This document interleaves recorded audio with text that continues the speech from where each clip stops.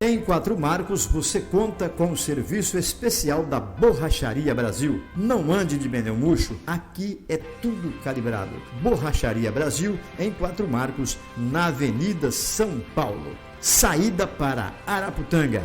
Faça-nos uma visita. Prefeitura Municipal de Porto Esperidião, trabalhando para o povo, na infraestrutura, estradas bem cuidadas, possibilitando o ir e vir da comunidade e a escoação de nossa produção com agilidade.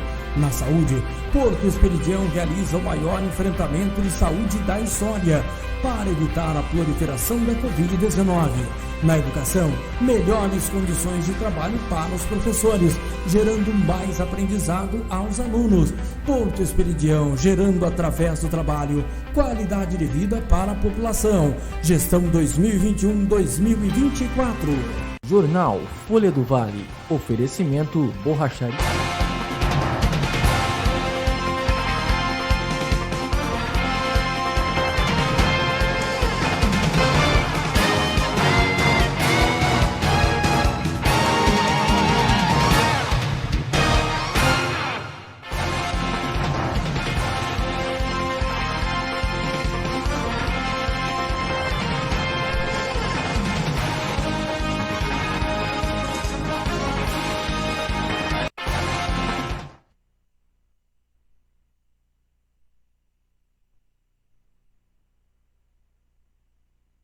Jornal Folha do Vale. Oferecimento Borracharia Brasil. Prefeitura do Porto.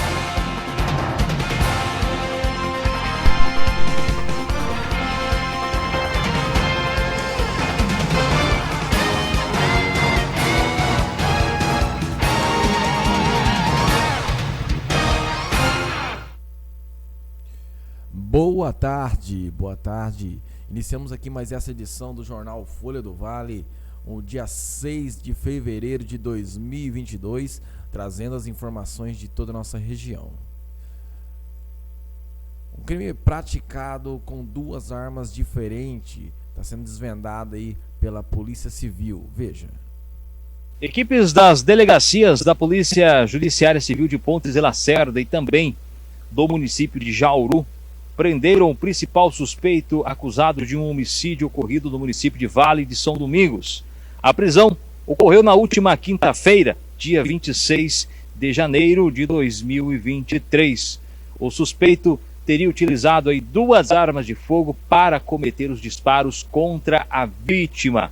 E após as equipes policiais aqui da Delegacia Civil de Pontes de Lacerda receber informações do trabalho de investigação, eles acionaram a equipe também da Polícia Judiciária Civil do município de Jauru para que pudesse prender o mesmo.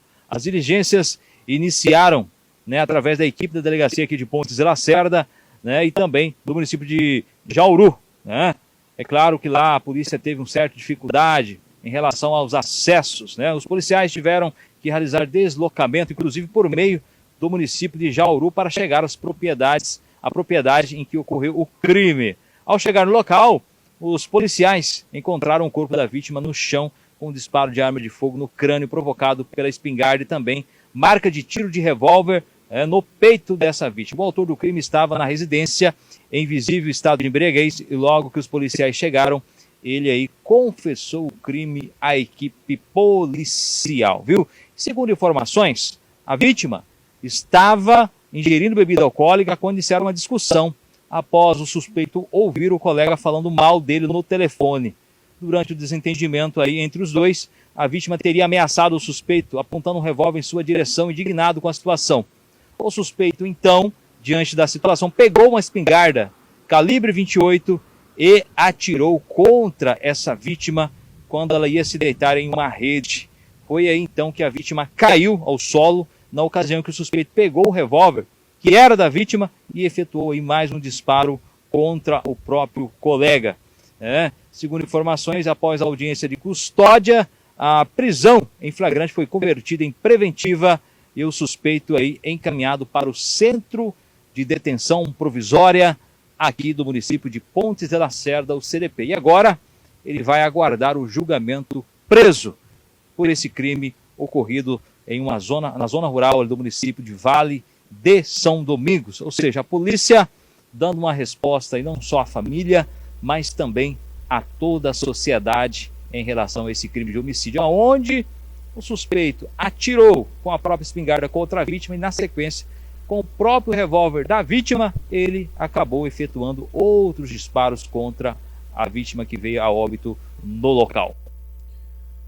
Um caso sendo solucionado aí pela Polícia Civil de Pontes e Lacerda, né, desse crime ocorrido no Vale do Guaporé, né?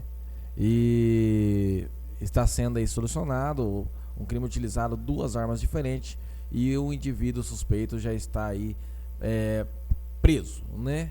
Vamos ver o desfecho do andamento desse caso. Vamos trazendo aqui, uma jovem foi assassinada com golpes de faca no município de Mirassol do Oeste.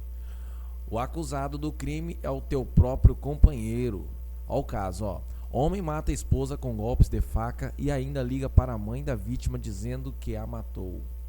Nesta quinta-feira, no dia 2, por volta das 14 horas, aconteceu um feminicídio no município de Mirassol do Oeste. O crime ocorreu em uma kitnet localizada no final da rua Nilma Pereira Leite, próximo ali à saída para o frigorífico.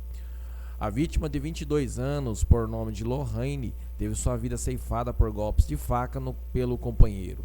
A jovem convivia há cerca de 1 ano com o marido e, segundo informações, tinha mudado no sábado, no último dia 28, para Mirassol do Oeste, onde o companheiro estava trabalhando de ajudante de pedreiro.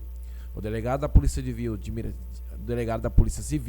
de Mirassol do Oeste relatou que após o delito o suspeito saiu correndo de bicicleta e inclusive ligou para a mãe da vítima informando que havia matado a sua filha.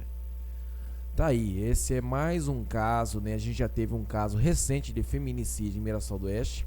Este é mais um caso aí no mesmo município, onde preocupante, né? Preocupante, pouco tempo aí de período desses casos um para o outro. Tivemos aí a morte da moça recentemente por um tiro na cabeça, né? Também pelo ex-companheiro, né? Que estava presente. E agora esse caso aqui é provavelmente um fato onde o jovem, o rapaz, não aceitou o fato de um término pelo que se passaram e acabou ocorrendo aí o fato desse crime. Mais um feminicídio aí, infelizmente, na nossa região. Vamos trazendo aqui de volta. De mãos atadas, delegada Lúcia Juliane fala sobre a dificuldade que a polícia tem em manter o bandido atrás das grades. Todos os anos, a polícia realiza inúmeras prisões, tanto em flagrante como também através de mandados expedidos pela Justiça. E aí tem um tema que vem tirando a paz da população de bem. O famoso, a polícia prende, a Justiça solta. São brechas, infelizmente, que a defesa encontra na própria lei brasileira.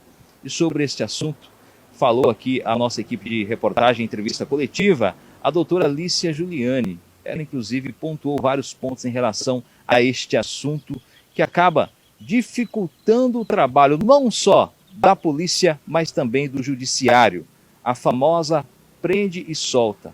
Prende um bandido hoje, amanhã, infelizmente, ele está nas ruas praticando o mesmo crime. Infelizmente, tanto a polícia como o judiciário, eles têm que se curvar aí, né, a leis muito brandas que nós temos, e também um cumprimento de leis, também um cumprimento de penas muito brando, né, e muito cheio de benefício para bandido, para vagabundo.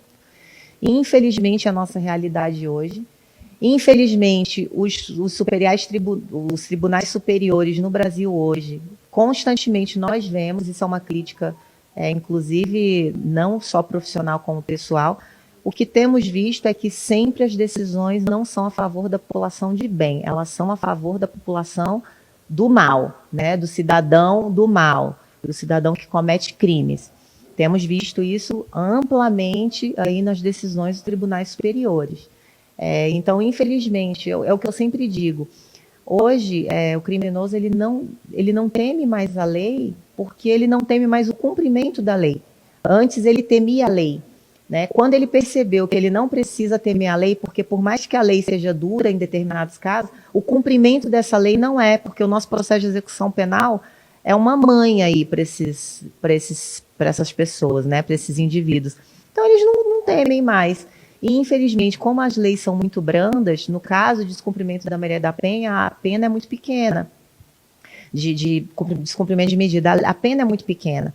Acaba que eles acabam sendo presos, ficando um certo tempo encarcerados por conta do risco concreto que eles oferecem para a vítima, mas não em razão do volume da pena. Então, o próprio judiciário fica adstrito também ao cumprimento da lei. Então, se a lei determina que a pena é muito branda, passou aquele prazo máximo de pena, nem o judiciário pode manter esse cara preso, né?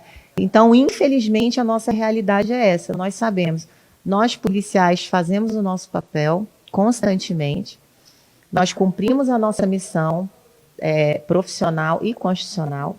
O judiciário também cumpre o papel dele ali, que é aplicar a lei num processo, mas, infelizmente, o próprio judiciário está adstrito tanto às leis quanto também as decisões aí dos tribunais superiores. Então fica difícil a gente conseguir fazer o papel com eficiência 100% por conta de todos esses detalhes, mas nós vamos continuar fazendo. Então, né, a delegada aí tendo que falar sobre essa dificuldade que tem, isso é uma vergonha, né? Eles trabalham e põem aí pessoas de mau interesse na sociedade aí, atrás das grades, e a justiça vai lá e solta. Então é complicado, né? Nem sabe-se o que dizer. Vamos trazendo aqui o caso de um senhor onde a casa pegou fogo, isso há alguns anos. Deixa eu trazer aqui na matéria, estou trazendo aqui para você.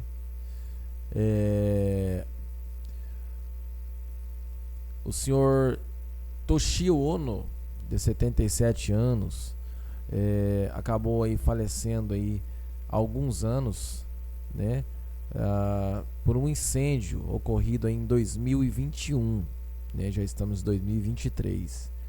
E aí, investigações descobriram aí que o genro e a filha tinham participação nesse caso, nesse acontecido, e aí ocorreu agora da condenação, e a justiça aí condenou filha e genro aí em 48 anos de prisão pela morte do senhor Toshio. Vamos ver o que fala a reportagem aqui, ó.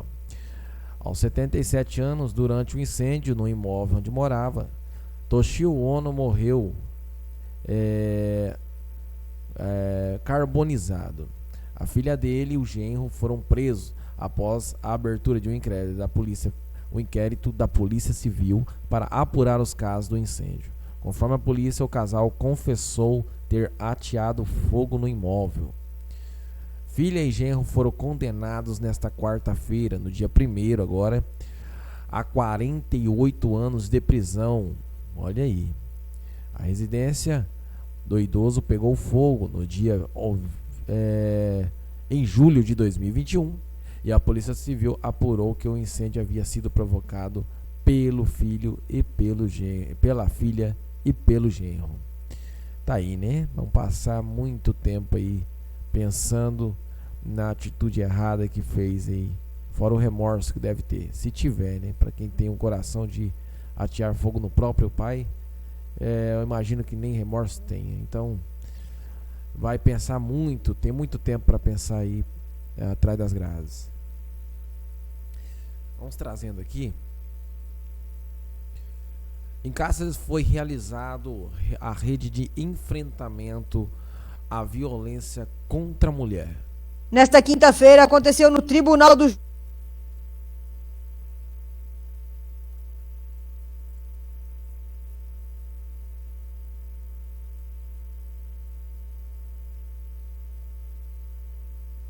Judiciário, vice-prefeito Odenilson, representantes da Câmara Municipal, representantes da OAB, Polícia Militar, entre outros parceiros nessa luta.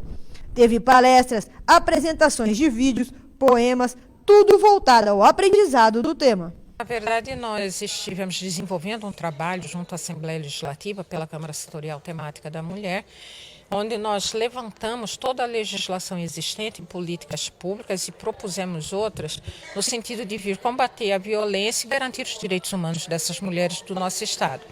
E nesse período de 2019 para cá, nós observamos que houve um aumento significativo na violência, principalmente pós-pandemia, durante e pós-pandemia. E isso nos trouxe essa preocupação, resolvemos fazer esse ciclo de palestras em alguns municípios inicialmente, que foi Rondonópolis, agora o segundo em Cáceres, o terceiro em Vila Bela e o quarto em Chapada dos Guimarães, e aplicar também ao mesmo tempo um formulário de levantamento para que a gente possa identificar quais foram as causas ou fatores desencadeadores dessa violência e a gente vir fazer uma devolutiva ao município apresentando, né, propostas de políticas públicas a serem adotadas no município para fazer esse enfrentamento à violência. E aí nada melhor do que contar com essa parceria, né, do poder público municipal, com o Ministério Público, Polícia Militar e principalmente a rede de enfrentamento que foi criada aqui no município de Cáceres.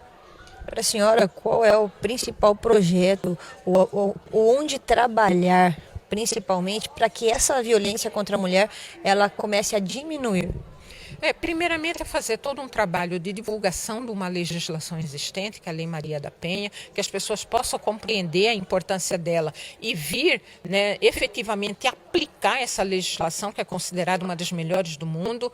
Segundo, conscientizar, né, as pessoas de que é possível desenvolver um trabalho, né, de formação, de educação, e isso começa desde o princípio, daí um papel preponderante da educação, né, nesse processo de ensino, desde os pequenos, né, desde as primeiras fases, né, do ensino no município, envolver todas as instituições, né, seja de caráter público, seja as ONGs constituídas, para que elas possam efetivamente trabalhar de modo integrado. Dentro da própria administração pública, não se pode considerar, por exemplo, que um problema dessa natureza só a Secretaria de Assistência Social possa dar conta dele, porque não dá.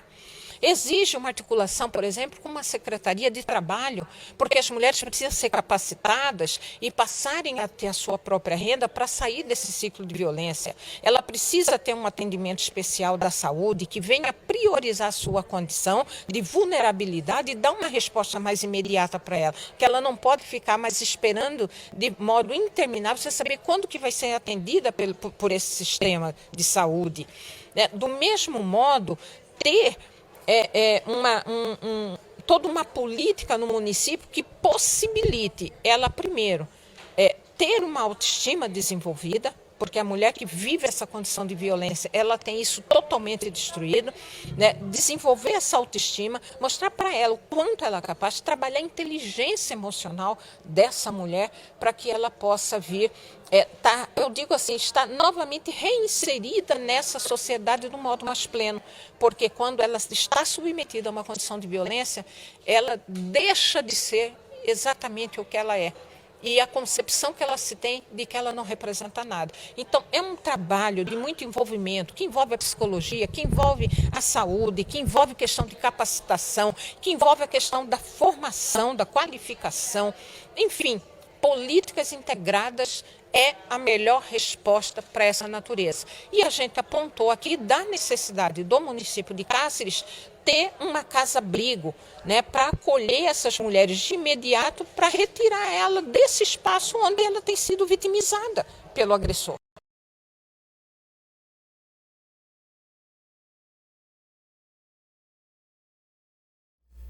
Então, é a rede de enfrentamento aí, a violência contra a mulher, várias equipes e entidades públicas reunidas ali para a discussão de um caso tão importante.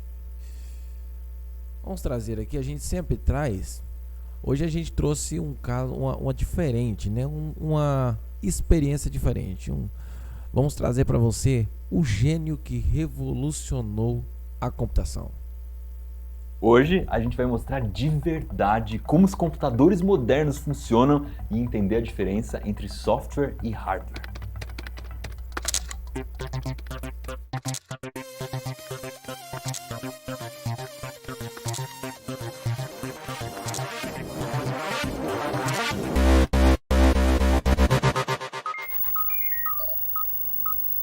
No último episódio da nossa saga dos computadores, a gente viu como surgiram os primeiros computadores eletrônicos e como eles foram importantes para desvendar o código secreto dos nazistas e trazer um fim para a Segunda Guerra Mundial. Só que essas máquinas gigantescas, com um monte de válvulas e fios, foram projetadas de um jeito personalizado. Não era nada fácil fazer modificações nelas. Se você quisesse construir uma nova, melhorada, você tinha que começar praticamente do zero. Fora o trabalho gigante que tinha em dar manutenção. Isso porque não tinha um esquema geral de construção. Elas não seguiam uma arquitetura básica. Para entender melhor, vamos pensar numa casa. Quando o arquiteto projeta uma casa, ele já parte de uma ideia geral de casa, né? Então uma sala, cozinha, quarto, banheiro. Ele também sabe que vai ter que construir um corredor para ligar um cômodo no outro. Se a casa tiver 2 andares, vai ter que construir uma escada. Claro que o jeito que o arquiteto vai projetar cada casa vai ser único. Mas qualquer pessoa olhando para essa planta vai saber identificar o que é o quê, porque essa casa parte de uma base comum. Esses primeiros computadores não tinham isso. Era como se fosse uma casa em que os quartos, as cozinhas e os banheiros não estavam bem separados e definidos, era tudo meio misturado. Mas essa era só uma parte do problema. Nessa época, a ideia de programa de computador ainda não era clara como é hoje em dia. Para programar o computador, as pessoas precisavam mexer fisicamente nas ligações entre os componentes. Tinha que usar fio. É uma coisa muito trabalhosa de fazer. Tinha outros tipos em que a programação era feita usando cartões perfurados, mas também dava muito trabalho. E se você errasse qualquer coisa, tinha que fazer tudo de novo. Imagina só ter um trabalhão desses e no final descobrir que você não conseguiu nem começar o comercial da Alura. Mas hoje em dia a vida tá bem mais fácil, né? Você assiste todo o conteúdo da Alura sem sair de casa, sentado aí confortável na sua cadeira gamer, usando o seu teclado RGB, assiste o conteúdo que você quiser, na hora em que você quiser, e se você se distrair, não tem problema, você volta e assiste quantas vezes você quiser. Então aproveita que você vive no futuro e tem todos os cursos da Alura aí na sua cara. Não perde essa oportunidade. O link tá na descrição, fechou?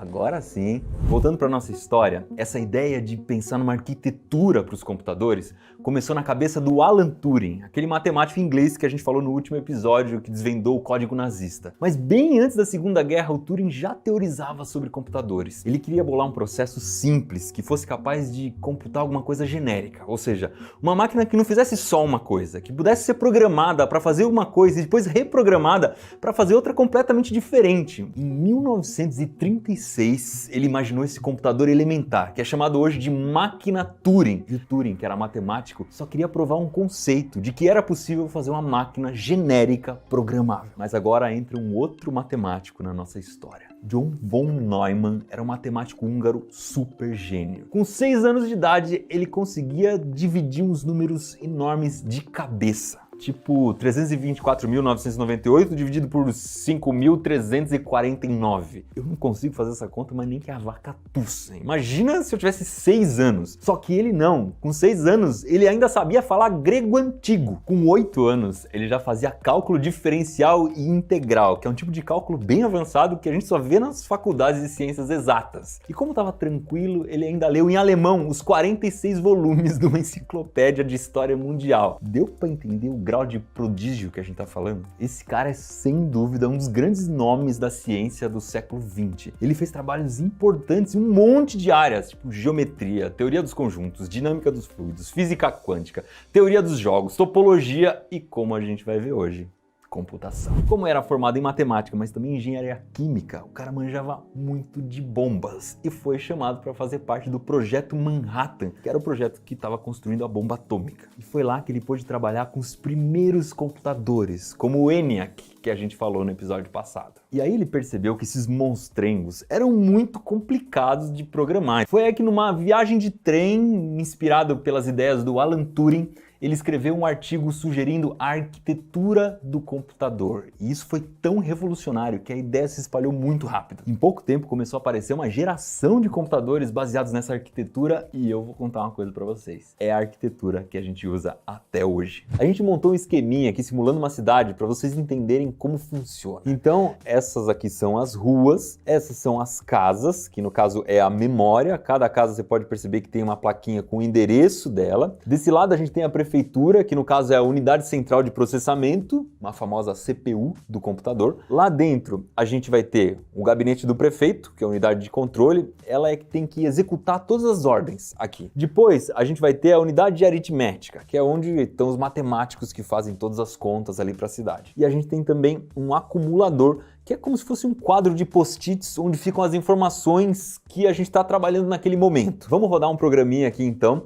Cada casinha é uma célula de memória que só consegue guardar uma informação e a gente já colocou as informações aqui para conseguir começar. Nessa cidade a gente vai ter 2 funcionários que andam aqui no meio, um fiscal, como se fosse uma espécie de leiturista, aquele cara que lê a luz, lê a água. Ele entra na memória, na casinha e pega a informação que está lá dentro. E a gente vai ter um mensageiro, que é quem leva as informações para lá e para cá. O mensageiro só leva a informação, é como se ele levasse a informação dentro de um envelope fechado, ele não consegue ler. A única pessoa que executa alguma coisa, lê e tudo mais, é a unidade de controle, é o prefeito. Então vamos começar com o fiscal, ele está na primeira casa, ele vai andando sempre na sequência, ele lê essa informação e passa para o mensageiro. Está escrito pega alguma coisa no endereço número 6. Então ele não executa, né? Primeiro ele leva para o prefeito lê, fala, tem que pegar alguma coisa no endereço número 6, vai até o endereço número 6 pegar para mim.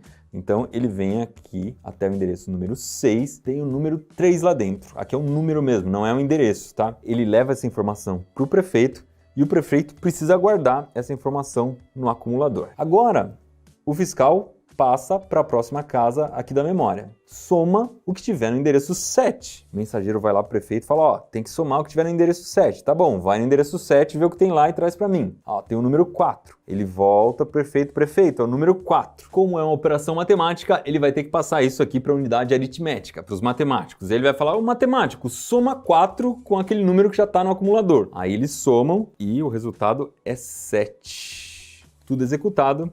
A gente vai para a próxima casa aqui de memória. O fiscal vai para a próxima casa, guarda a informação na casa 10. Então, prefeito, vamos guardar essa informação na casa 10. Pega do acumulador e guarda na casa 10. Qual é a próxima tarefa? O fiscal vai ver aqui na casa 4.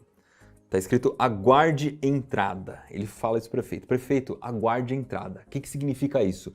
O computador pausou. Ele vai esperar alguém digitar alguma coisa, alguém colocar alguma informação lá dentro. Essa entrada poderia ser, por exemplo, ler um CD, poderia ser um microfone, um teclado, qualquer informação que entre no computador. No nosso caso, a informação veio pelo teclado, tá? Então tem algumas instruções aqui. A informação entrou no computador, vai lá para a unidade de controle, o prefeito fala, bom, vamos guardar esse negócio na memória para executar então. E essa informação vai sendo colocada na memória. Você pode ver que eu substituí algumas coisas na memória. Isso acontece mesmo no computador. Então, o fiscal vai lá para a próxima casa e que agora tem informação, está escrito pega o que tiver na casa 10. Muito bem, o mensageiro leva para o prefeito e vai lá e pega o que está na casa 10, é o número 7, e aí ele leva para o prefeito coloca isso no acumulador. Próxima instrução, vou aqui para a casa número 6, né? Dá 5 para 6. Subtrai o que tiver na casa 8. Leva isso para o prefeito fala, pega lá o que está na casa 8, vamos levar para os matemáticos, é o número 2. Matemáticos, peguem o número que está no acumulador e tirem 2, é 5.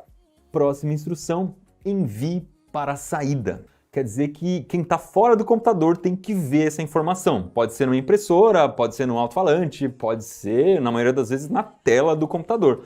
Então é isso aqui. Chama lá a nossa combosa, ela vai levar essa informação para a saída e foi embora. Na prática, se isso fosse um computador mesmo, o que teria acontecido? O computador teria ligado, executado algumas ações, depois alguém digitou alguma coisa no teclado e saiu o número 5 na tela.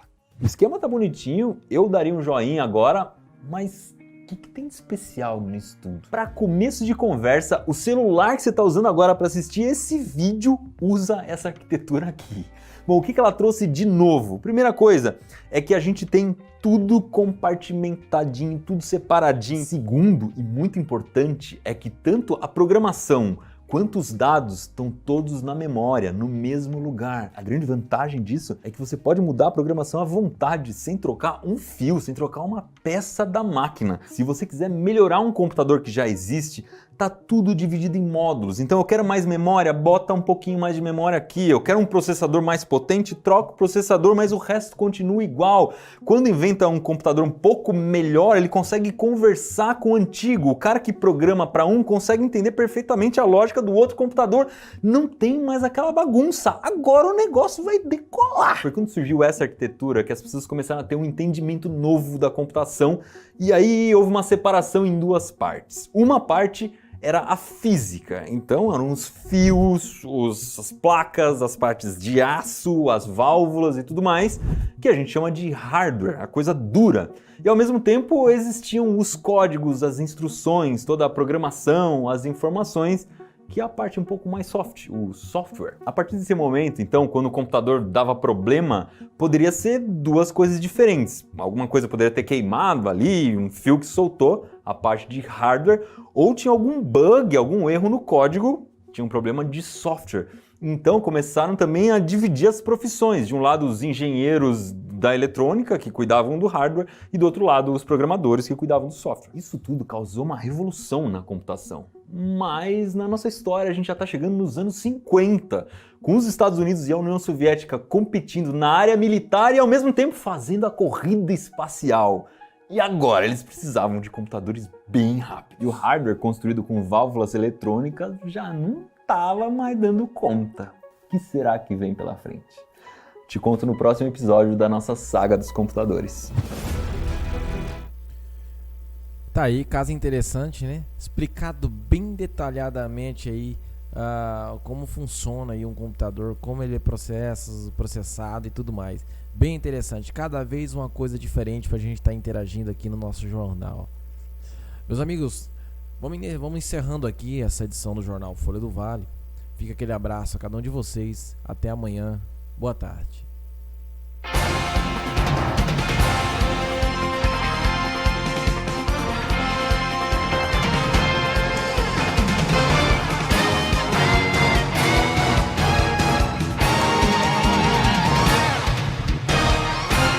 Jornal Folha do Vale. Oferecimento Borracharia Brasil. Prefeitura do Porto.